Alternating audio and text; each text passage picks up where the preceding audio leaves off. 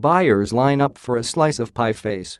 Pieface is close to making a crust again, and receivers for the failed bakery chain say buyers are lining up for a slice.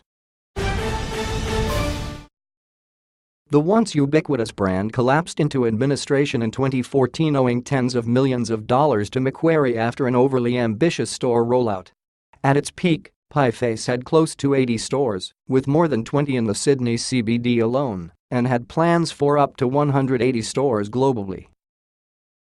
It highlights the danger for businesses that grow too quickly, said Liam Bailey, partner at Pieface Receivers O'Brien Palmer.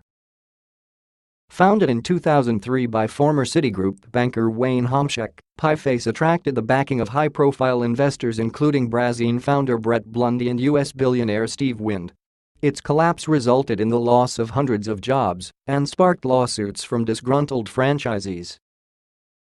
In a rescue deal, financier TCA Global took over the loans to Macquarie, but the turnaround plan failed and TCA appointed O'Brien Palmer as receivers and managers late last year.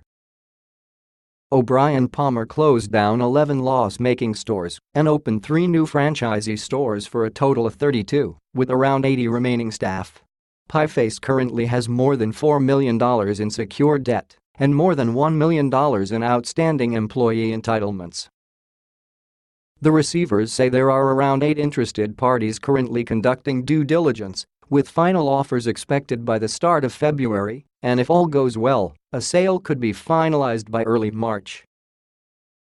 The company was defaulting on its obligations to TCA, but also to the previous deed administrator and fund that was set up the last time it went into administration, Mr. Bailey said. Since our appointment, we've gone through and implemented a number of reforms and cost savings measures, closing down loss-making ventures, reducing staff and streamlining some of the processes. We've also brought in a new senior management team.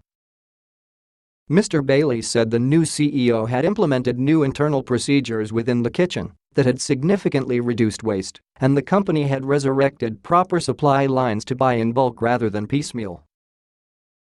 Mr. Bailey said the business was now close to profitability. It's just a matter of time, allowing the reforms that we've implemented to carry through and start showing up on the profit and loss.